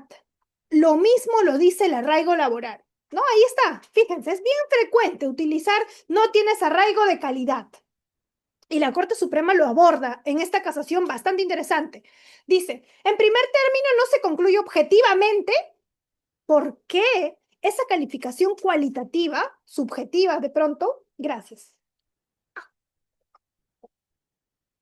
Bien, esa calificación cualitativa y en segundo lugar, la norma eh, requiere arraigo domiciliario y laboral, pero no distingue cualitativamente dichas condiciones. Por tanto, ¿se tiene o no los arraigos mencionados? Claro, no me vas a decir que tengo calidad o no de mi arraigo. Dice la Corte Suprema, o tienes o no tienes arraigo. Y lo resalto, no cabe hacer distinciones subjetivas sobre arraigo, pésimo, malo, regular, bueno o excelente. La cuestión normativa requiere que haya arraigo o no. El Código Penal y Procesal Penal, que ya lo encontré, no nos dice que necesitamos un arraigo de calidad. Nos señala el artículo 268 puntualmente eso. Nos dice que necesitas tener o no arraigo, nada más. Esa distinción es una interpretación o mala interpretación que se hace de la ley, de la norma, ¿de acuerdo? Entonces, importante, precedente, una apelación 38-2024 de la Corte Suprema, Ayacucho. También esta apelación nos habla acerca de los distintos tipos de arraigo cuando lo analizan, ¿no? El arraigo domiciliario, por ejemplo, nos dice que no requiere ubicarse en un mismo lugar o ser propietario de dicho lugar. ¿Qué pasaba? ¿O qué sigue pasando de pronto? Nos dicen, a ver, ¿tienes una casa propia? No. Ok. ¿Vives en una casa alquilada? Ok, me presentas tu contrato y todo, pero aún así vives en una casa alquilada, probablemente te fugues. Por tanto, no tienes calidad del arraigo. Segundo acto, en otro caso, ya no tengo una casa a mi nombre, tengo 3 casas. Bueno, no se va a saber en dónde la vamos a ubicar, por tanto, no tiene arraigo de calidad. Total, ¿necesito ser propietario o no? Y si lo soy, pasa esto, ¿no? O tercero, eh, no eres propietario de la casa, no figura el mismo, no coincide con el número de tu DNI, con la dirección de tu DNI, etcétera. Cuestiones que efectivamente lo que generaba era básicamente una negativa automática, porque según la judicatura, con este criterio bastante discrecional o subjetivo o arbitrario, decía, a ver, acá no hay nada. Entonces vienen ahí los problemas, ¿no? Además, si no, dice, ¿qué se requiere para el arraigo domiciliario? Otorgar información verificable del lugar. Verificable del lugar, donde en determinado momento requerido esté viviendo y es ubicable. Eso es lo que se requiere. Ahora, con relación al arraigo domiciliario también nos dice, en cuanto al arraigo domiciliario, lo que se quiere es que la persona investigada sea ubicable, por supuesto. Ese es el trasfondo. Esté a disposición de las investigaciones y no sea una persona de estancia precaria, incierta, ni imprecisa o cambiante de manera frecuente. El arraigo laboral también nos decía, a ver, no eres un trabajador dependiente, no estás en planilla, recibes un sueldo bastante bajo o recibes sueldos por temporadas, entonces no tienes arraigo. Esto significaría desconocer una realidad peruana, y esto desde un sentido bastante sociológico, de que tenemos informalidad laboral en nuestro país. Díganme a ver si todas las personas en el Perú cuentan con un contrato de trabajo o son dependientes de una persona jurídica o la actividad estatal. Esto sería justamente ignorar una realidad nacional o vivir en una situación paralela. Entonces, el arraigo laboral también, la casación 435-2024 ICA señala, respecto al arraigo laboral, el procesado es policía, dice, y está suspendido, por tanto, está acreditado que tiene trabajo y su actividad esencial se circunscribe a dicha condición, que no ha desaparecido, sino que, como bien dice la institución, está suspendido hasta que se determine su situación jurídica. Eso con relación al peligro de fuga. Bien, peligro de obstaculización. También se dice, y acá se informa de manera errada, o se quiere interpretar de manera errada este punto del peligro procesal que me voy a permitir detallar o desarrollar.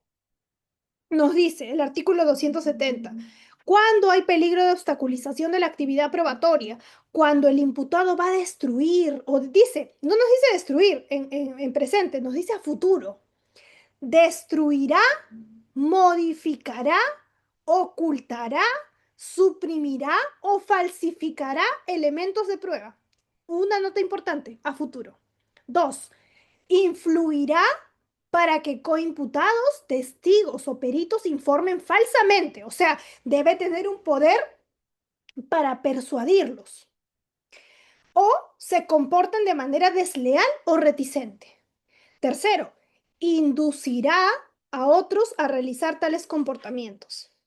Claro, en virtud de que se encuentra todo esto descrito a futuro, bien, es prospectivo, dice que efectivamente la fiscalía usualmente utiliza esta o invoca el peligro procesal diciendo, a ver, yo considero que este imputado destruirá o falsificará elementos de prueba.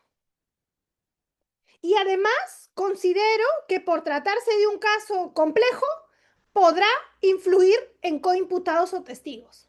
Claro, como les dije, desde ojos subjetivos todos somos potenciales, digamos, obstaculizadores, como dice el término procesal.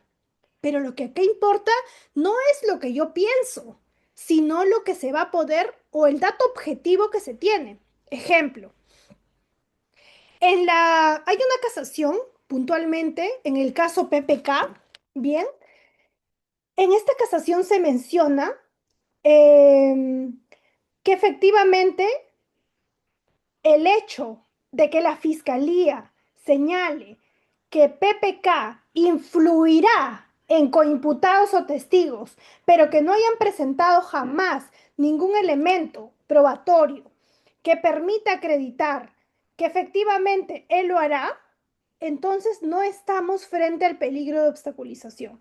La Corte Suprema sí ha sido bastante enfática con esta jurisprudencia al señalar justamente ello con relación al peligro procesal.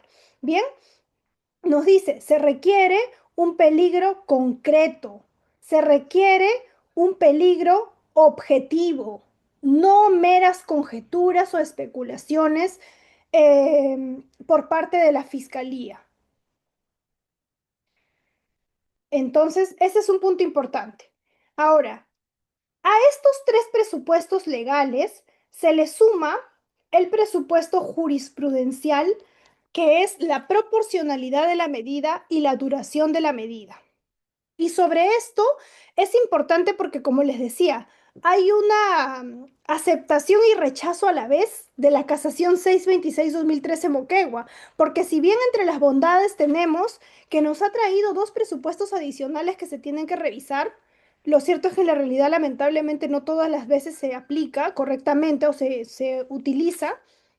Pero también nos habla de que no es posible lo que les decía, ¿no? Con el primer presupuesto, analizar el juicio de tipicidad de la prisión preventiva, como que hay un rechazo y a la vez aceptación en los términos de la casación. Lo cierto es que en este punto concreto ha generado un precedente importante, porque todos los jueces de la República del Perú tienen la obligación, además de los tres presupuestos materiales que se van a analizar, de detallar, revisar, debatir sobre estos dos presupuestos adicionales que son jurisprudenciales. Entonces tenemos la proporcionalidad de la medida y la duración de la medida. ¿Qué quiere decir con la proporcionalidad de la medida? ¿De qué se trata la proporcionalidad de la medida? Pues bien, la proporcionalidad de la medida significa que debemos cumplir tres subprincipios para analizar si la prisión preventiva es correcta o no. La primera de ellas es el subprincipio de idoneidad. Esto quiere decir que debemos verificar el medio y el fin para utilizar justamente este análisis concreto. ¿Cuál es el medio? La prisión preventiva. ¿Cuál es el fin? Supuestamente es, en este caso, evitar que se eluda la acción de la justicia, evitar que haya obstaculización de la actividad probatoria, entre otros. Su principio de necesidad, y aquí viene a mi consideración lo más controvertido y lo más relevante. El subprincipio de necesidad no solamente se agota transcribiendo los textos de Robert Alexy, un autor que ha desarrollado el principio de proporcionalidad o el famoso test de proporcionalidad, sino que esto además debe venir aparejado de tener justamente en cuenta, bien, que para este medio que se ha identificado que es la prisión preventiva, debemos analizar y verificar que no existan otros medios, bien, menos lesivos para cumplir el fin que hemos descrito al inicio. Fíjense, el subprincipio de necesidad no es menor. No es solamente un saludo a la bandera y colocar, bueno, he revisado que la comparecencia y ninguna otra medida va a cumplir este fin. ¿Realmente se ha analizado? Pregunta, ¿se analizó la vigilancia electrónica personal? Si es compatible en el caso concreto, ¿se analizó la comparecencia con restricciones o solamente tú crees que no procede? Bien, este test de necesidad o su principio de necesidad exige que se analice la viabilidad de una medida alternativa antes. Y si es menos lesiva y cumple el mismo fin, se deberá aplicar esta. El tercero y el último es el subprincipio de proporcionalidad en sentido estricto, stricto sensu, que significa que efectivamente acá vamos a ponderar. Cuando ya tenemos la prisión preventiva, por un lado, que es el recorte al derecho a la libertad, y por otro, más bien, es la afectación al mismo. Vamos a tener que hacer una ponderación en esta balanza. Si está más inclinado a que le debemos dar la prisión preventiva porque ya hemos visto que no hay otro medio, se va a tener que aplicar. ¿De acuerdo? Ahora, esto es con relación a la proporcionalidad. Vamos ahora con la duración de la medida. Hay presupuestos jurisprudenciales también que vamos a analizar acá. El otro presupuesto es la duración de la medida. Recuerden ustedes que la prisión preventiva tiene un plazo ordinario y este se analiza en función de la naturaleza del proceso. Si es un caso simple, se puede ordenar un máximo de 9 meses de prisión preventiva. Si es un caso complejo, pues 18 meses. Y si es un caso vinculado a la criminalidad organizada, es de 36 meses. Pero este plazo, además, puede ser prolongado. En el primer supuesto por 9 meses más, en el segundo supuesto por 18 meses más y en el tercer presupuesto solo 12 meses más. Ahora, Esto es el artículo 272 del Código Procesal Penal. El punto acá de inflexión es el siguiente. La duración de la medida tiene que analizarse aquí, porque viene esto en consonancia con la proporcionalidad, que estos plazos que ustedes ven en pantalla son los plazos máximos legales, pero no necesariamente los plazos máximos legales van a ser utilizados en el caso concreto. ¿Qué se necesita entonces? Analizar si en el caso corresponde tal duración. ¿Y cómo se analiza la duración de la medida? ¿Cómo sé que me corresponde si soy fiscal? A ver, imaginemos, pongámonos en esos zapatos. Soy fiscal. Tengo diligencias que realizar. ¿Cómo sé que estoy pidiendo correctamente 9, 8, 7? ¿Ustedes han visto algún fiscal que pida menos de 9? Usualmente no. Se van por lo más, ¿no? Como la regla de la negociación. Me voy por lo más.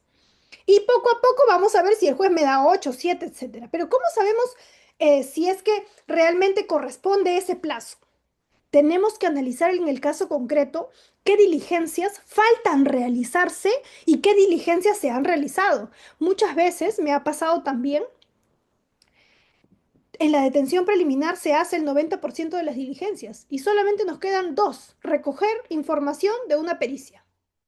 ¿Creen que eso tarde 9 meses? ¿Esperar un resultado? Claro, en casos simples es bastante complejo o complicado de entender.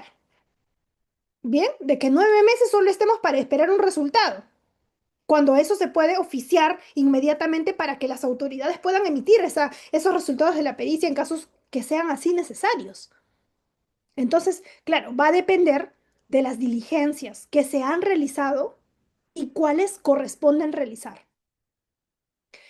Una de las herramientas que considero son, digamos, unas fórmulas que utiliza la Fiscalía que no estoy de acuerdo, es que en la formalización recién me colocan una serie de diligencias que realmente son irrelevantes o son impertinentes en el caso, pero quieren justificar el plazo.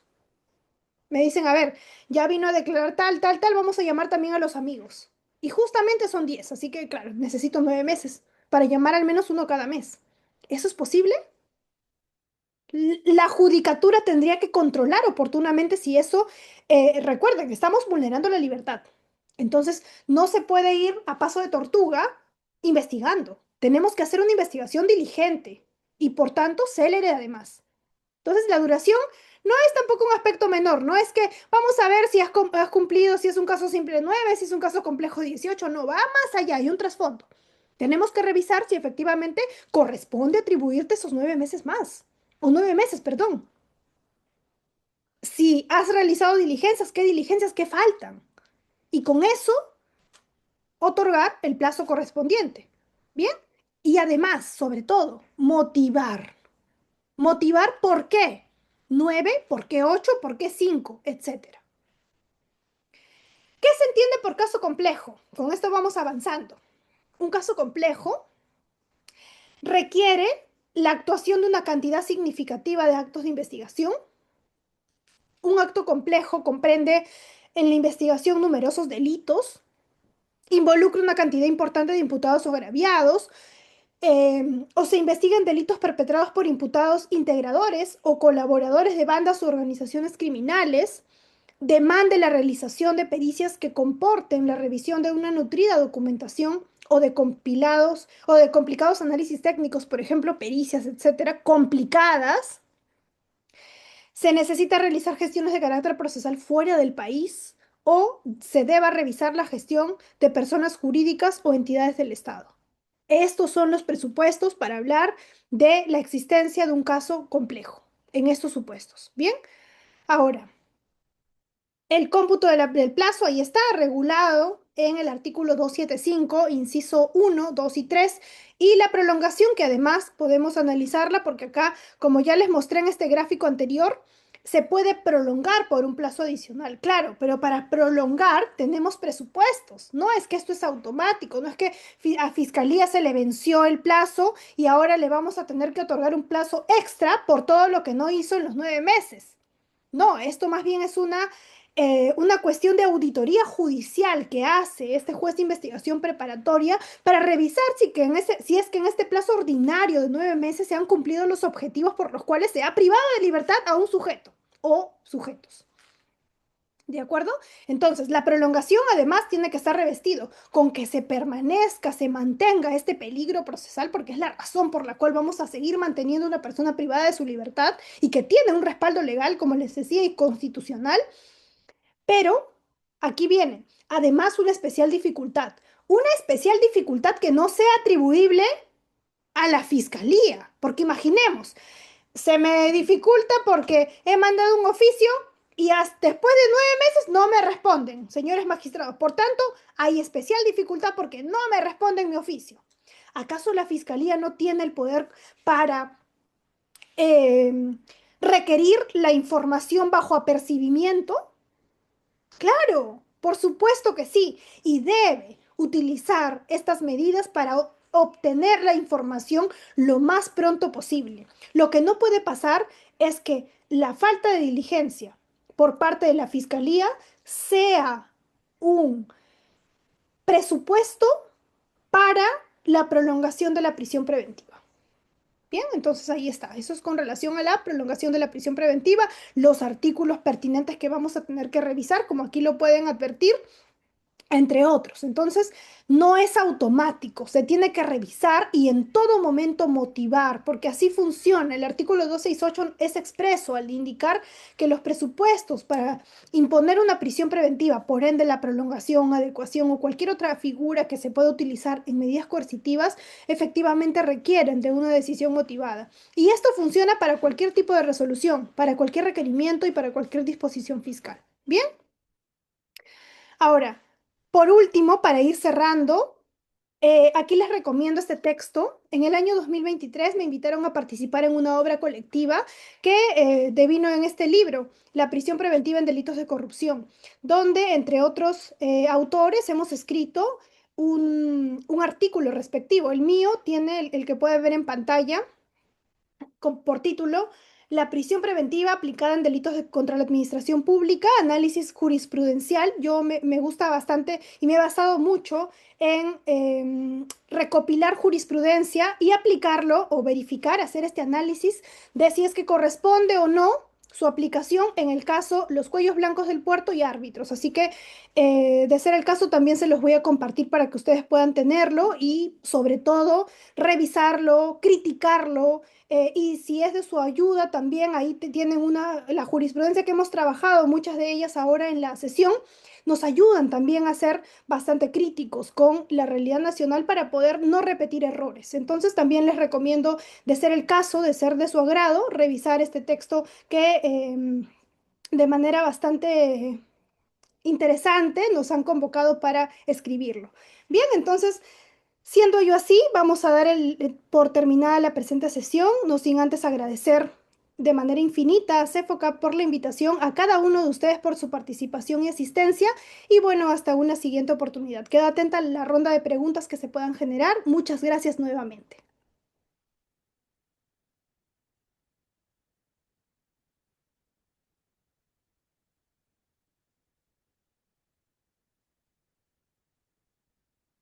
Bien, no sé si tienen alguna pregunta. Gracias, muchas gracias al recibir sus comentarios. Muchas gracias. Aldo, Isabel, Jesús, perfecto. Sí, vamos a las diapositivas, yo las voy a compartir con la institución para que ustedes puedan, para que ellos puedan compartirla también con ustedes. Así que no hay problema por ese lado. Voy a compartir, siempre comparto mis presentaciones y demás porque es la única forma de seguir esta cadena de conocimientos. Bien, muchísimas gracias nuevamente. Eso va a ser compartido. No sé si tienen alguna duda adicional. Gracias, Xiomara, César. Muy bien. ¿Alguna pregunta adicional que tengan? Israel, muchas gracias. A ver, aquí nos hacen una pregunta. Miriam, ¿usted cree que la detención preliminar es innecesaria, ya que existe la figura de la prisión preventiva? Buena pregunta. Esto me permite hacer una diferencia bastante sustancial entre lo que significa una detención preliminar de la prisión preventiva. A mi consideración, ambas son figuras que tienen una relevancia o necesidad propia o particular. Me explico. Mientras la detención preliminar se produce cuando hay un caso en el cual se requiera una atención inmediata, pero sobre todo no se va a tener que avisar a la persona. No le voy a decir, mañana te voy a detener. Se hace el pedido y el juez de investigación preparatoria, una vez lo acepte, se ejecuta. Es inaudita parte. Entonces, claro, tiene el trasfondo principal de no darte por sobre, no ponerte en sobreaviso que voy a detenerte, siempre y cuando, claro, surjan ciertos presupuestos. Ahora, la prisión preventiva, a diferencia, no es inaudita parte. De hecho, es todo lo contrario. Se requiere que yo te cite a una audiencia. Se requiere que tú estés presente en la audiencia. Pero también necesito garantizar tus derechos y tiene que estar un abogado defensor. No es inaudita parte.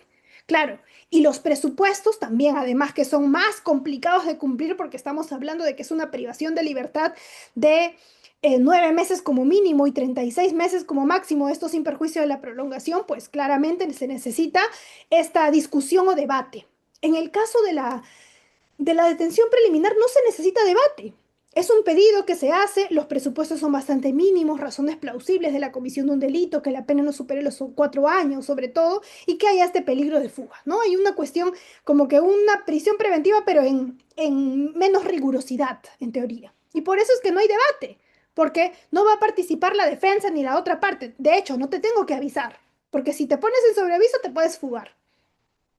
Esa misma lógica, por tanto, se aplica en este caso para diferenciar estas figuras. Y claro, la detención preliminar se aplica de una manera mucho más breve. Podemos detener preliminarmente a una persona por 72 horas, no como el caso de la prisión preventiva de 9 meses. Y ahí viene por eso el debate que se hace o digamos, la rigurosidad adicional que debe tener o esa motivación reforzada que en teoría debería tener la prisión preventiva frente a la detención preliminar. Entonces, muy buena pregunta porque me permite hacer esa diferencia. Considero que ambas son figuras necesarias y que la prisión preventiva no cubriría todos estos puntos, porque además sería mucho más engorroso convocar a audiencia y demás. Claro, que garantiza de una manera, entre comillas, ¿no? Porque tenemos muchos problemas con la prisión preventiva, pero legalmente garantizaría derechos fundamentales y tal es así que el año pasado tuvimos que en estas cuestiones políticas del Congreso de la República derogó la ley de la detención preliminar en casos de no flagrancia, ¿no?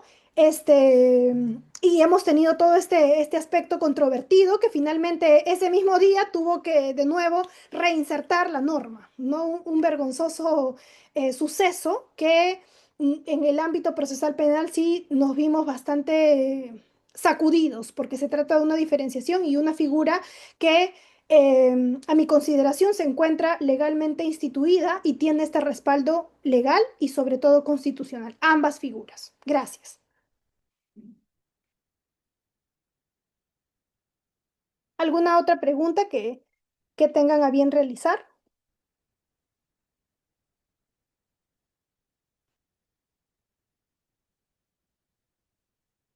Bien. Siendo así, si ya no hay ninguna otra pregunta adicional, les agradezco nuevamente por haber participado activamente. Estamos iniciando este diplomado, así que invito a que continúen suscribiéndose al mismo. Y bueno, nos vamos a ver próximamente porque me han convocado para muchas otras clases por parte de CEFOCAP, así que nos vamos a seguir viendo. Muchísimas gracias, pese al horario también que hemos hecho alguna modificación y les agradezco nuevamente la comprensión. Un abrazo y muy buenas noches. Permiso. Bien, buenas noches.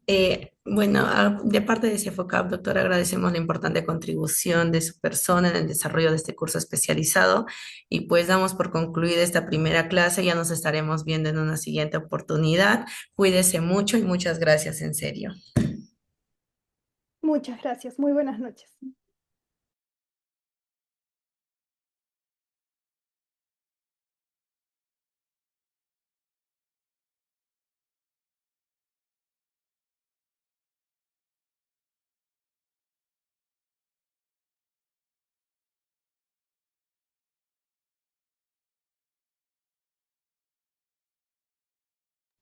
De igual forma, se agradece la participación de todos los asistentes del día de hoy. Asimismo, los invitamos cordialmente a que si desean mayor información sobre nuestros futuros cursos o certificados, puedan comunicarse con nuestra asesora de ventas al número 921-531-675, que estaré dejando también en el chat para que puedan copiarlo y escribir al WhatsApp.